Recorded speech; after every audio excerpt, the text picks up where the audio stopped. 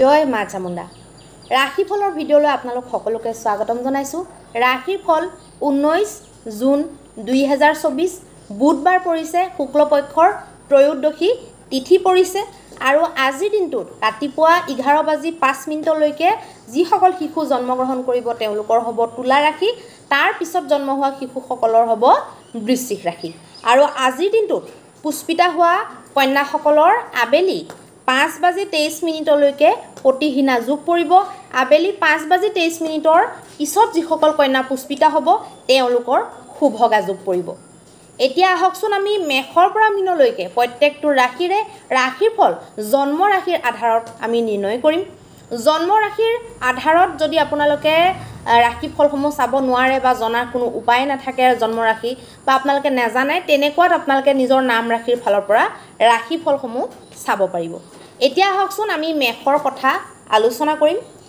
মেষৰ কাৰণে ৰাতিপুৱা 11 বজালৈকেহে ভাল দেখা গৈছে, তাৰ পিছত কিন্তু তেওঁলোকৰ কাৰণে গোটেই দিনটোৱে অশুভ দেখা গৈছে। যিকোনো নতুন কাম কৰোঁতে, যিকোনো মহত্বপূৰ্ণ ডিচিশ্যন লওঁতে, যিকোনো মহত্বপূৰ্ণ কাম কৰোঁতে তেওঁলোকে বহুত সাৱধান হ'ব লাগিব। বৃষৰ কাৰণে কি আছে আহকচোন চাই লওঁ। বৃষৰ কাৰণে 11 বজালৈকে অশুভ দেখা গৈছে। যিকোনো নতুন কাম কৰা, যিকোনো এনেকুৱা কাম যিটো নেকি আপোনালোকক দীৰ্ঘদিন লাভ দি থাকিব পাৰে, তেনেকুৱা কামবিলাকৰ কাৰণে শুভ নহয়। 11 বজাৰ পিছত কিন্তু আপোনালোকৰ কাৰণে খুব শুভ দেখা গৈছে। যিকোনো সন্ধি কৰিব পাৰিব, যিকোনো আপোনালোকে বস্তু কিনা মেলা কৰিব পাৰিব, যিকোনো মানুহৰ লগত বস্তুৰ বা পইচাৰ কিবা যদি লেনদেন কৰিব লগা আছে তেতিয়াহ'লে লেনদেন আপোনালোকে কৰিব পাৰিব। বহু শুভ আপোনালোকৰ কাৰণে দেখা গৈছে। মিথুনৰ কাৰণে 11 বজালৈকে ভাল দেখা গৈছে। যিকোনো কাম, যিকোনো ডিচিশ্যন, যিকোনো বুদ্ধিবৃত্তিৰ লগত জড়িত কাম আপোনালোকে কৰিব পাৰে, যিকোনো আইডিয়া আপোনালোকে এপ্লাই কৰি ল'ব পাৰে, শুভ হ'ব আপোনালোকৰ কাৰণে। কিন্তু 11 বজাৰ পিছত আপোনালোকৰ কাৰণে শুভ নহয়। অকণমান আপোনালোকে সাৱধান হ'ব লাগিব। নতুন বস্তু নিকিনিব, বৈবাহিক ক্ষেত্ৰত মতভেদ হোৱাৰ সম্ভাৱনা দেখা গৈছে। যিকোনো নতুন কাম বা শুভ ডাঙৰ কাম আপোনালোকে নকৰাটো ভাল হ'ব। এতিয়া আহিব কৰ্কটৰ কাৰণে। কৰ্কটৰ কাৰণে 11 বজালৈকে শুভ নহয়। কোনো ধৰণৰ শুভ কাম, কোনো ধৰণৰ ডাঙৰ কাম, কোনো ধৰণৰ মন্তব্য দিয়া হওক বা ডিচিশ্যন কাৰোবাক দিয়া হওক বা নিজৰ কাৰণে লোৱা হওক, এনেকুৱা কোনো ধৰণৰ কাম যিটো নেকি ব্যৱসায়ত বহুত নেকি লছ আৰু লাভৰ কথা জড়িত হৈ আছে, তেনেকুৱা কামবিলাকো আপোনালোকে নকৰিব। 11 বজাৰ পিছত কিন্তু প্ৰত্যেকটো কাম আপোনালোকৰ কাৰণে শুভ দেখা গৈছে। গোটেই দিনটোতে আপোনালোকে সকলো ধৰণৰ শুভ কাম নিজৰ কাৰণে, নিজৰ পৰিবাৰৰ কাৰণে, নিজৰ ঘৰখনৰ কাৰণে, নিজৰ ব্যৱসায়ৰ কাৰণে আপোনালোকে কৰিব পাৰিব। এতিয়া আহিব সিংহ ৰাশি। সিংহৰ কাৰণে 11 বজালৈকে শুভ দেখা গৈছে। পৰাক্ৰম আপোনালোকৰ 11 বজালৈকে বনি থাকিব।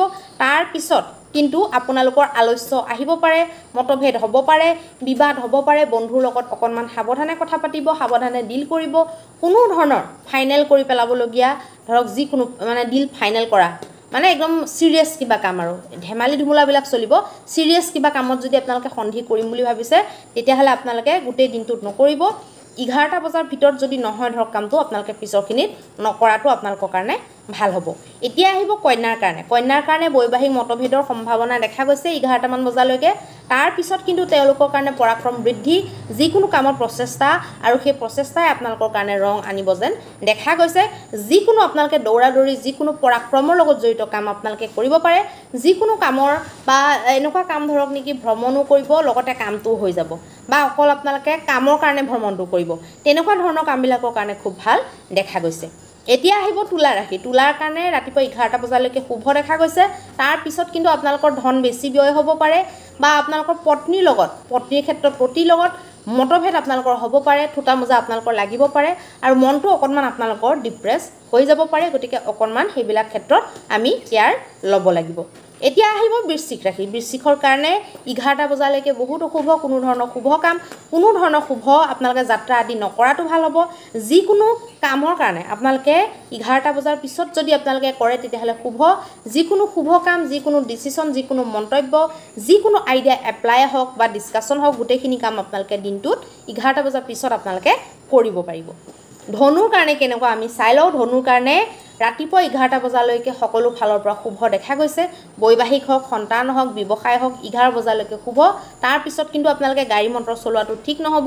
যিকোনো আপোনালোকে দূৰযাত্ৰাত নাযাব, যিকোনো পইচা পাতি আপোনালোকে নিৱেশ নকৰিব, আৰু কাৰো লগত এনেকুৱা ধৰণৰ মানুহ যাৰ লগত নেকি সোনকালে বিবাদ হয়, তেনেকুৱা মানুহৰ পৰা আপোনালোকে আঁতৰি থকাটো শুভ হ'ব। এতিয়া আহিব মকৰৰ কাৰণে। মকৰৰ কাৰণে 11 বজালৈকে ভাল নহয়।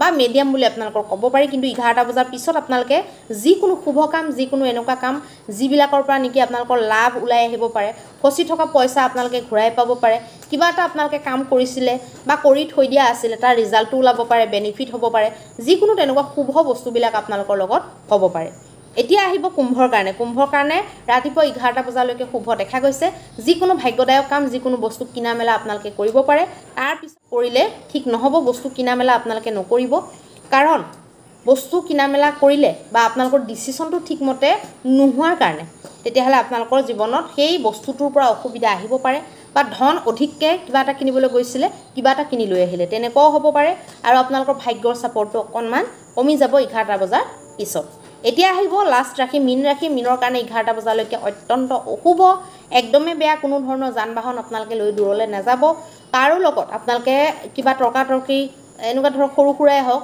আপোনালোকে আলোচনাত নবহিব আলোচনাত বহিলে আপোনালোকৰ বিবাদ হোৱাৰ সম্ভাৱনা আছে আৰু আপোনালোকে অকণমান নিজৰ কেয়াৰ ল'ব লাগিব যিকোনো বিষকুব আপোনালোকৰ হ'ব পাৰে মাথাত হেডেক আপোনালোকৰ বনি থাকিব পাৰে তাৰ পিছত 11টা বজাৰ পিছত আপোনালোকৰ যিকোনো শুভ কামৰ কাৰণে যাত্ৰাৰ কাৰণে যিকোনো নতুন মানুহ লগ ধৰা নতুনকৈ ডিসকাশন কৰা প্ৰত্যেকটো বস্তুৰ কাৰণে শুভ দেখা গৈছে এতিয়া আহকচোন আমি মহা উপায়টোৰ বিষয়ে আলোচনা কৰিম মহা উপায়ত আপোনালোকে কি কৰিব মহা উপায়ত আপোনালোকে ৰাতিপুৱা শুই উঠি আপোনালোকৰ ঘৰৰ বেলকনিতে হওক য'তে হওক যিকিজোপা গছ আছে অকণমান পানীত অকণমান কেঁচা গাখীৰ মিলাই পেলাই আপোনালোকে প্ৰত্যেকজোপা গছকে আপোনালোকে অৰ্পণ কৰক আৰু যদি মানি প্লেণ্ট আছে যদি মানি প্লেণ্টত আপোনালোকে পানী আৰু গাখীৰৰ মিশ্ৰণটো আপোনালোকে অকণমান গুড়ি দি দিব পানীত গাখীৰ মিহলাই তাত মৌজুল মিহলাই আপোনালোকে স্নান কৰিব তেতিয়াহ'লে দিনটোৰ অশুভতাখিনি তাৰ লগতে দুবৰি বনো অকণমান পাৰিলে মিক্স কৰি ল'ব তেতিয়া বহুতখিনি আপোনালোকৰ অশুভতা এনে নাশ হৈ যাব ধন্যবাদ